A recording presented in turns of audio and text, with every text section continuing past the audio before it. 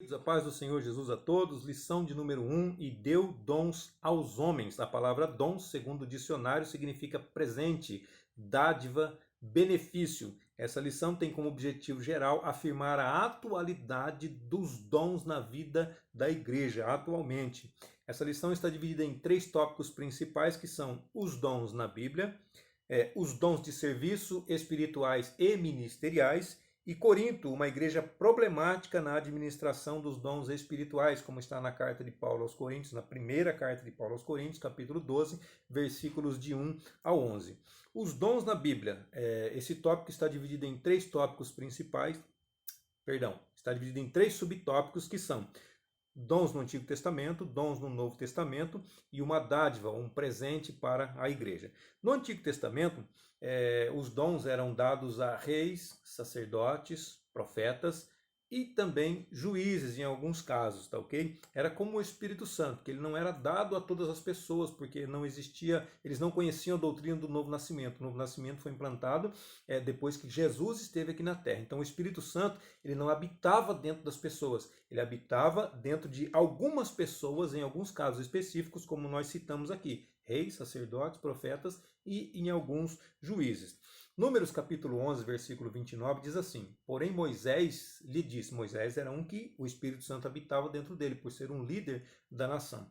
Tens tu ciúmes por mim? Quem dera que todo o povo do Senhor fosse profeta, e que o Senhor pusesse o seu Espírito nele. Então Moisés, ele desejava que o Espírito que estava nele, assim como o Senhor tirou uma porção do Espírito dele e colocou sobre 70, 68 estavam ali juntos com ele. Outros 2 estavam separados, fora daquele arraial. E uma pessoa saiu de lá e ouviu eles profetizando, chegou para Moisés para falar o que estava acontecendo. Aí Moisés disse essas palavras: quem dera que todo o povo do Senhor fosse profeta e que o Senhor pusesse o Espírito sobre ele. Ele quem? Sobre o povo, sobre todas as pessoas. Era o desejo de Moisés. Isso aconteceu no Novo Testamento, que é onde nós vamos ler o segundo subtópico agora, que o Espírito Santo ele foi dado para a igreja. Então, quando nós aceitamos a Cristo, nós nascemos de novo, recebemos o Espírito Santo de Deus. Então, mas os dons espirituais, eles não são para os cristãos apenas, eles são para os crentes, eles são para as pessoas que acreditam, não é somente para a igreja, tá bom? Vou deixar bem claro isso para você. Por quê? Porque a Bíblia fala de pessoas, Mateus capítulo 7, versículo 21 a 23, que diz assim: nem todo que me diz Senhor, Senhor, entrará no reino dos céus, mas aquele que faz a vontade de meu Pai que está nos céus. Então tem pessoas que chamam Jesus de Senhor, mas não o obedecem. Então não adianta falar que Jesus Cristo é o Senhor, ele é o Rei dos Reis, ele é o Todo-Poderoso e não obedecê-lo. Não adianta. Olha a continuação. Muitos me dirão naquele dia: Senhor, Senhor, não profetizamos nós em teu nome? Em teu nome não expulsamos demônios? E em teu nome não fizemos muitas maravilhas? Olha só o que Jesus vai responder. Então lhes direi abertamente: nunca vos conheci. Apartai-vos de mim, vós que praticais a iniquidade. Então, dom não é sinônimo, não é sinal de salvação. Muitas vezes a pessoa tem o dom espiritual, mas não significa que ela seja salva. Às vezes ela recebe o dom. O dom é uma dádiva, é um presente, como nós lemos aqui, é um benefício que a pessoa recebe, mas sem merecer. É igual a salvação. Salvação é pela graça. A graça nós não merecemos, mas mesmo assim Jesus nos salva. Lucas capítulo 10, versículo 20 também diz assim: mas não vos alegreis porque se vos sujeitam os espíritos. Não se alegre porque tem dom espiritual na tua vida, dom de expulsar demônio, dom de cura. Não se alegre por causa disso. Alegrai-vos antes por estarem os vossos nomes escritos nos céus. Então, olha a diferença, olha a comparação que Jesus fez. Não adianta você se alegrar por um dom espiritual que você tem. É bom, é muito bom, mas o que é melhor? Melhor é você ter o nome escrito lá nos céus, o seu nome escrito lá no livro da vida, saber que você vai habitar com o Senhor por toda a eternidade. Então, independente de dom espiritual ou não, o importante é o nome escrito no livro da vida. Uma dádiva para a igreja. Então, os dons eles são divididos em 3 tipos, que são serviços, dons de serviço, dons ministeriais e dons espirituais. O dom de serviço, a lista dele está em Romanos capítulo 12, versículos de 6 a 8, e diz assim: De modo que, tendo diferentes dons, segundo a graça de Deus, segundo a graça que nos é dada, se é profecia, seja ela segundo a medida da fé. Se é ministério, seja em ministrar. Se é ensinar, haja dedicação ao ensino. O que exorta, use esse dom em exortar. O que reparte, faça-o com liberalidade. O que preside, com cuidado. E o que exercita misericórdia, faça com alegria. A segunda lista, que é a de dons espirituais, está na primeira carta de Paulo aos Coríntios, no capítulo 12, versículos de 8 ao 10. Eu vou ler o 7 também, porque o 7 é uma chave que diz assim: mas a manifestação do Espírito é dada a cada um para o que for útil. Então não é em vão, existe um propósito com isso. Porque a um pelo Espírito é dada a palavra da sabedoria, e a outro pelo mesmo Espírito a palavra da ciência, e a outro pelo mesmo Espírito a fé, e a outro pelo mesmo Espírito os dons de curar, e a outro a operação de maravilhas, e a outro a profecia, e a outro o dom de discernir os espíritos, e a outro variedade de línguas, e a outro a interpretação de línguas. Então, nessa lista de dons espirituais, Paulo cita aqui 9. E eu quero deixar o versículo 11 também na sequência aqui. Por quê? Porque também é outra chave. Mas um só e o mesmo Espírito opera todas estas coisas. Não são vários Espíritos, é um Espírito só, que é o Espírito Santo, que opera todas essas coisas. Repartindo particularmente a cada um, como ele quer. Não é como eu quero, não é como você quer. É como ele quer. Então, o propósito dos dons é a libertação dos cativos, é curar os doentes, tanto física como espiritualmente, é proclamar a salvação e é também para a glória de Deus, não para a minha glória, não para a sua glória, mas é para a glória dele. Tudo que nós fazemos, tudo que nós recebemos de Deus, tudo que nós aprendemos, nós temos que passar para os demais. E temos que entender que a glória não é nossa, a glória é dele. Qualquer coisa. Meu irmão, muito bem, parabéns pela palavra, pelo louvor.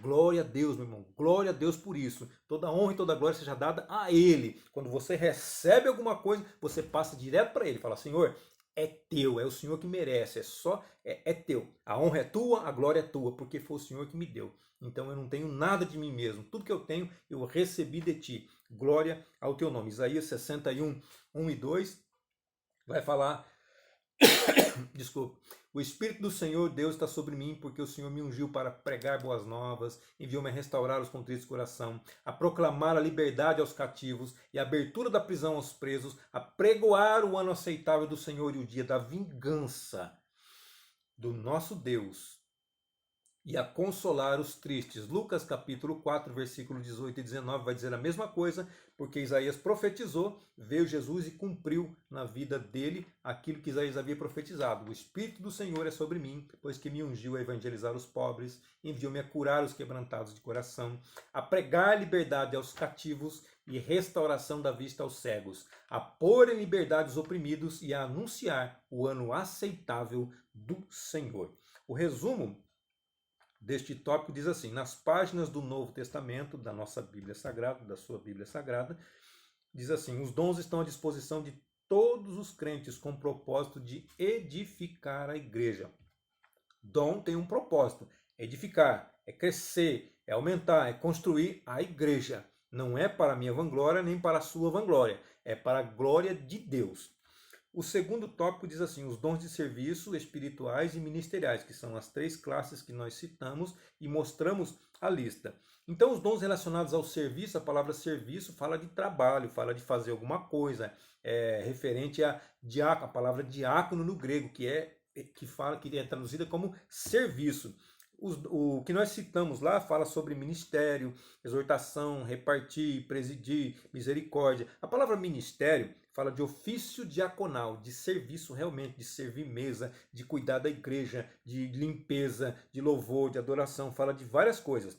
A palavra exortação, ela fala de encorajamento, mas ela também fala de conserto. Então, às vezes a pessoa chega para exortar, ela pode dar uma palavra para você se animar, mas ela também pode chegar a você, apontar o dedo e dizer assim para você se consertar do seu erro, do seu pecado, daquilo que você fez de errado.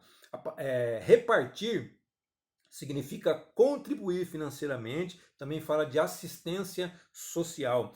Presidir significa influenciar, significa liderar. Então nós precisamos influenciar e não ser influenciado pelas pessoas, principalmente pelos maus costumes. A influência que nós devemos sofrer é de Jesus, é da palavra de Deus.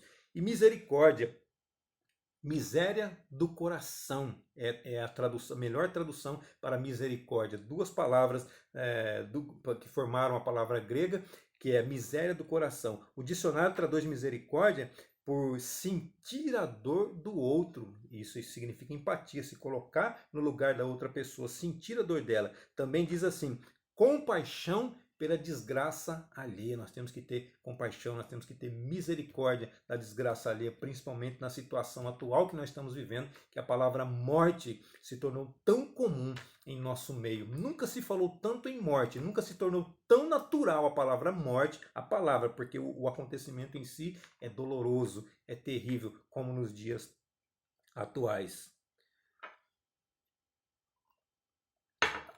Então, os dons, conhecendo os dons espirituais, como nós lemos na lista de 1 Coríntios capítulo 12, versículos do 8 ao 10. Eles são concedidos pelo Espírito Santo. 1 Coríntios capítulo 12, versículo 7. Diz assim, mas a manifestação do Espírito é dada a cada um para o que for útil. Ela é concedida por quem? Ela é concedida pelo Espírito Santo. Então nós não recebemos porque nós merecemos, nós não recebemos porque nós somos bonzinhos, porque nós somos obedientes. Não, nós recebemos porque o Espírito Santo dá segundo a vontade dele para o que for útil. O que for útil para mim? Não, para o que for útil para a sociedade, para o que for útil para o local em que eu vivo, o local em que eu fico, o local em que eu estou, o local em que eu passo. É para isso que o Espírito Santo dá. Não é para proveito próprio, não é para benefício próprio. Isso ele não tem esse costume de fazer. Então ele faz para o que for bem em comum, para o bem de todas as pessoas. Então o propósito é para o bem comum. E o terceiro subtópico, acerca dos dons ministeriais. A palavra ministrar, ela tem a tradução no dicionário como servir, dar, cuidar, tratar, governar e dirigir. Então, dons ministeriais têm essa função de fazer tudo isso que está traduzido no nosso dicionário da língua portuguesa. E os dons ministeriais, como nós lemos em Efésios 4 e 11, são de apóstolos, profetas, evangelistas, pastores e doutores. Então, os apóstolos no Antigo Testamento, a palavra apóstolo ela significa enviado, significa também mensageiros. E, na verdade, na atualidade, nos nossos dias, são os nossos missionários, as pessoas que nós enviamos para fazer a obra do Senhor fora do nosso estado, fora da nossa cidade ou fora do nosso país, em culturas diferentes. Esses são os apóstolos do Antigo Testamento e hoje são os nossos missionários. No Antigo Testamento, a Bíblia vai falar de 12 apóstolos, aliás, no Novo Testamento vai falar de 12 apóstolos. No Antigo Testamento, quando ela fala de apóstolo, enviado, mensageiro, que nós tratamos como missionários, Jesus escolheu 12. Jesus escolheu 12 apóstolos. Então 12 foi o número que ficou com ele. Um deles se desviou, um deles entregou Jesus e sobrou 11. Desses 11, acrescentaram mais um apóstolo chamado Matias. Esse apóstolo foi escolhido pelos homens, foi escolhido por Pedro. Mais para frente, 2 anos depois, Jesus escolhe Paulo. Então, quando a Bíblia falar, lá no Apocalipse, quando ela falar de 12 apóstolos, ela vai falar dos 11 que restaram sem Judas e mais Paulo. Por quê? Porque apóstolo são aqueles que foram enviados diretamente por Cristo. No Novo Testamento você vai ver falar de outros apóstolos, como acabamos de falar, acabamos de citar Matias, também fala de Barnabé e fala de alguns outros, fala de apóstolo, mas o apóstolo verdadeiro, aqui, daqueles 12 que vai falar lá em Apocalipse, que vai falar em todo o Novo Testamento, são os 11 e mais o apóstolo Paulo, tá ok? Então quando falar desses 12, é esse grupo fechado. Ah, mas hoje tem o apóstolo fulano, apóstolo ciclano. Não, apóstolo de hoje são os missionários, são aqueles que são enviados, segundo a tradução da própria palavra, enviado. Profetas é aqueles que recebem de Deus e falam ao povo, ou seja, falam ao povo em nome de Deus. No Antigo Testamento era o cargo de profeta, era um cargo, era uma função. No Novo Testamento não existe mais essa função, mas existe o dom de profecia. A pessoa recebe de Deus uma revelação, uma palavra e passa para a igreja, passa para a pessoa em particular, ou em conjunto, ou para a comunidade, ou para um país, ou para uma cidade, ou para uma localização, ou para um grupo de pessoas e assim por diante. Então ela recebe de Deus e passa para as pessoas. Evangelista são os ganhadores de almas, são aqueles que arrebanham, são aqueles que pregam as boas novas, aqueles que pregam e arrebanham as pessoas. Mas não é o evangelista quem cuida são os pastores. Então os pastores são aqueles que cuidam dessas pessoas que foram ganhadas, que foram trazidas, elas que cuidam, elas que dão um tratamento. Aí depois vem os doutores. Quem são os doutores? Doutores são aqueles que ensinam, aqueles que ajudam a pessoa a crescer, são aqueles que capacitam os novos convertidos a poderem seguir uma vida cristã. Mateus 4,19, só porque Jesus usou figuras de linguagem, diz assim: e disse-lhes, vinde após mim e eu vos farei pescadores de homens. Mas peraí, pescar homens? É sim, porque é uma linguagem que eles entendiam. Eles eram pescadores de peixe e Jesus falou, se vocês vierem após mim, se vocês me seguirem, eu vou fazer com que vocês sejam pescadores de homens. Ou seja, vocês traziam peixes até você, agora vocês vão trazer pessoas até vocês para que me conheçam, para que me aceitem, para que me recebam e que possam ir morar no céu. Também Marcos 6,34 diz assim, e Jesus saindo viu uma grande multidão e teve compaixão deles, porque eram como ovelhas que não têm pastor. A multidão era como ovelhas que não têm pastor. E começou a ensinar-lhes muitas coisas. Então, o pastor é aquele que ensina, aquele que cuida das pessoas que vão se achegando. Terceiro tópico vai dizer assim, na verdade, tudo existe um propósito. E como eu gosto de explicar o propósito, eu vou dizer aqui. O propósito dos dons de serviços espirituais e ministeriais é capacitar para o serviço cristão. Aliás, o dom ministerial é capacitar para o serviço cristão, promover o crescimento da igreja e desenvolver a vida espiritual dos crentes ou dos discípulos de um modo geral. O resumo desse tópico diz: nenhum membro do corpo de Cristo é autossuficiente.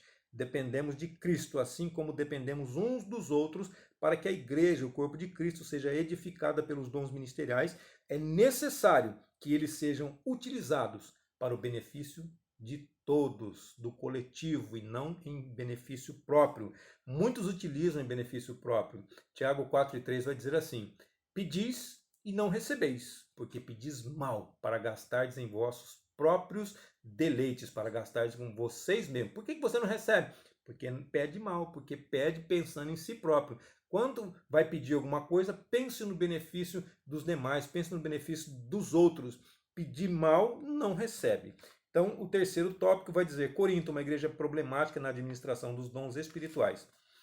Está em 1 Coríntios capítulo 12, versículos de 1 a 11. E eu quero ler o versículo 7, 1 Coríntios capítulo 1, versículo 7, só a parte A do versículo, que diz assim, de maneira que nenhum dom vos falta. Paulo estava escrevendo aos Coríntios dizendo que nenhum dom faltava àquela igreja. Ou seja, aquela igreja de Corinto tinha todos os dons.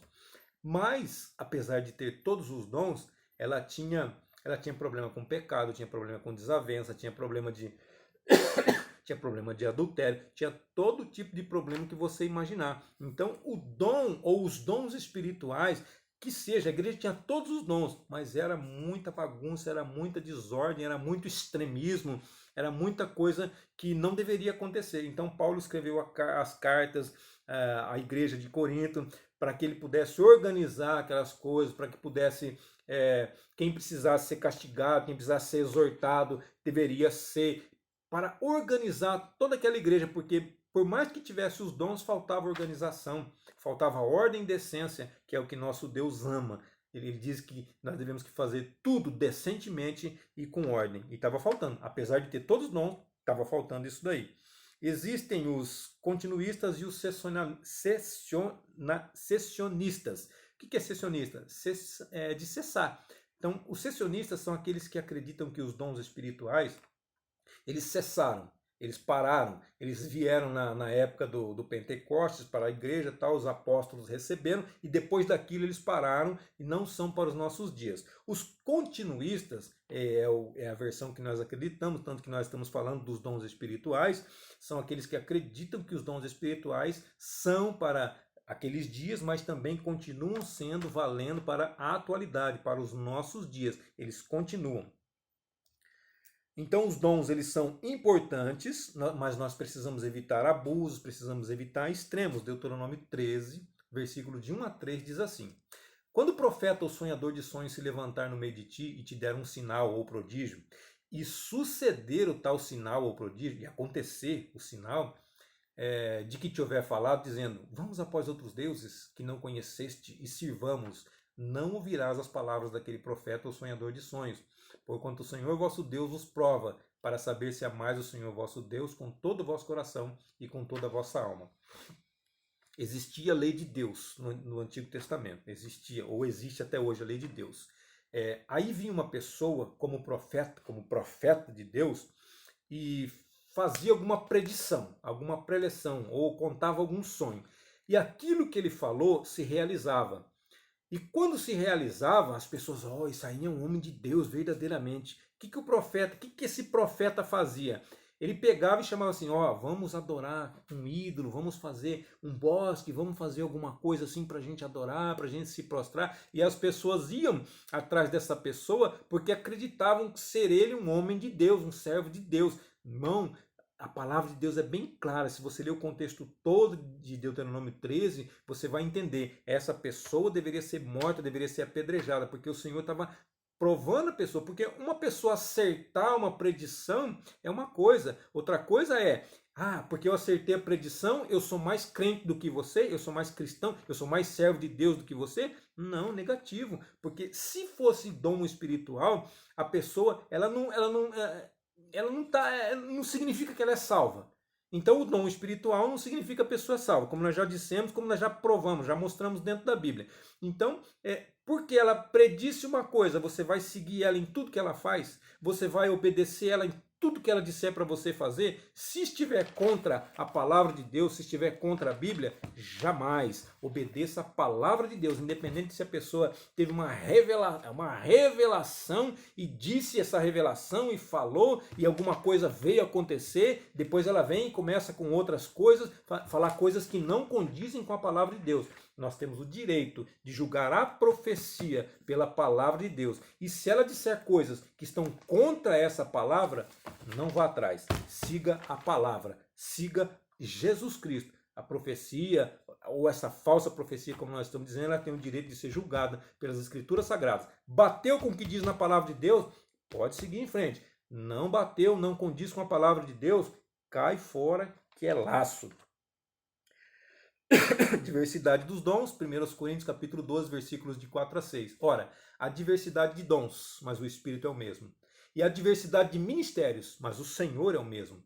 E a diversidade de operações, mas é o mesmo Deus que opera tudo em todos. Eu não ia entrar nesse assunto, não queria falar sobre isso, mas a palavra diz. Então, os dons são o Espírito que promove, são os dons espirituais, é o próprio Espírito de Deus que promove. Os dons ministeriais, fala aqui, está ligado com o Senhor. Então, e a diversidade de ministérios, mas o Senhor é o mesmo. Você percebeu que a Trindade está aqui também? Então, diversidade de dons, mas é o Espírito é o mesmo. Diversidade de ministérios, mas o Senhor é o mesmo. Diversidade de operações, mas o Deus é o mesmo.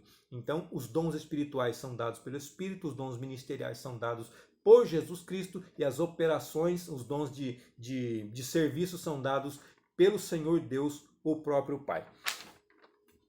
O que mais para a gente concluir aqui? Autossuficiência e humildade. Autossuficiência é a pessoa se achar, segundo o dicionário, eu me basto. É uma pessoa orgulhosa, uma pessoa cheia de si. E a humildade está lá no outro extremo. Nós devemos ser autossuficientes? Não, mas nós somos dependentes uns dos outros, assim como nós somos dependentes de Deus. Então isso é humildade, ser dependente, reconhecer que é pecador, reconhecer os erros, reconhecer os seus limites, reconhecer que precisa das outras pessoas. Isso é humildade. Então, autossuficiência, humildade. Eu posso, eu faço. Não, nós não podemos, nós não fazemos, é Ele que faz, é Ele que pode, Ele faz através das nossas vidas e Ele nos usa, toda a honra e toda a glória sejam dadas a Ele. 1 Coríntios capítulo 12, versículo 17 ao 20. Se todo o corpo fosse olho, onde estaria o ouvido? Se todo fosse ouvido, onde estaria o olfato? Mas agora Deus colocou os membros no corpo, cada um deles como Ele quis. E se todos fossem um só membro, onde estaria o corpo? Assim, pois, há muitos membros, mas um corpo. Então, independente qual parte do corpo você é, quero que você saiba, você é muito importante, porque existe olho, existe ouvido, existe boca, existe nariz, existe cabeça, existe orelha, existe mãos, existe dedos, existe Todas as partes do corpo são importantes. Existe alguma parte do seu corpo que você fala assim, vou arrancar isso aqui, eu não estou precisando? Existe essa parte? Não existe, irmão. Todos nós somos importantes, seja pequeno, seja grande, seja decoroso. Então, se você ler 1 Coríntios capítulo 12, o contexto todo, você vai entender a importância de todos os membros. Então, o corpo, nós necessitamos de todas as partes dele. Por menor que seja, por menor que pareça, nós precisamos, nós necessitamos. Eu queria só encerrar aqui com Apocalipse 3:17, que diz assim: como dizes, rico sou e estou enriquecido, e de nada tenho falta. A pessoa dizendo. Aí Jesus diz assim: e não sabes que és um desgraçado, miserável, pobre, cego e nu. Você acha que é autossuficiente, mas você não é nada sem Deus. Deus abençoe sua vida, seu ministério, sua família, seu lar, e até a nossa próxima aula, se assim Deus nos permitir.